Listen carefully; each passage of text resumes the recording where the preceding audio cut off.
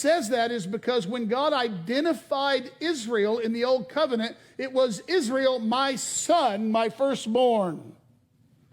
When Paul calls these Gentiles children of God, sons of God, he's invoking covenant identity on them. For you are all children of God through faith in Messiah Jesus. You see, every one of you who has been baptized into the Messiah has put on the Messiah.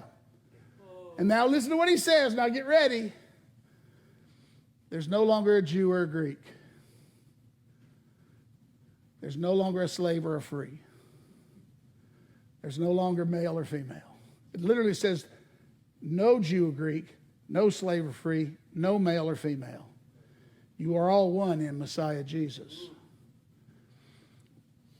The biblical cure for identity politics is not to magnify the identity, but to magnify the identity in Messiah.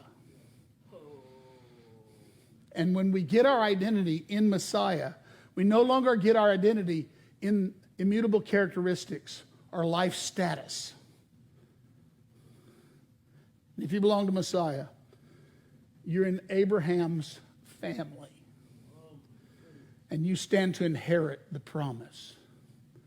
And Paul says, I got to keep the family together. In fact, he didn't say I have to keep the family together. He didn't actually say that. He said, I've got to have a big tent revival.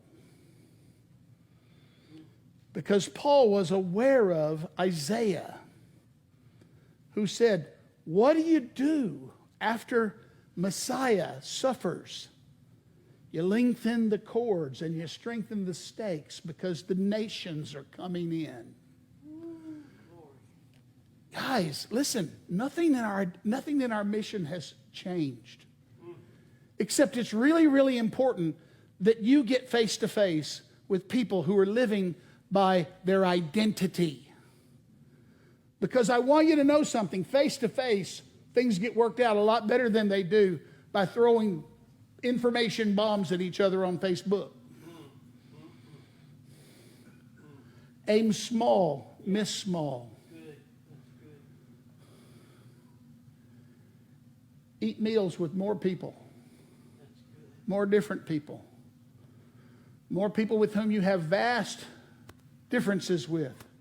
Break bread with them and tell them the nature of true fellowship in the body of Christ. Tell them the nature of what it's like to eat his flesh and drink his blood. Tell them the fact that God was building a family. He's building one big family.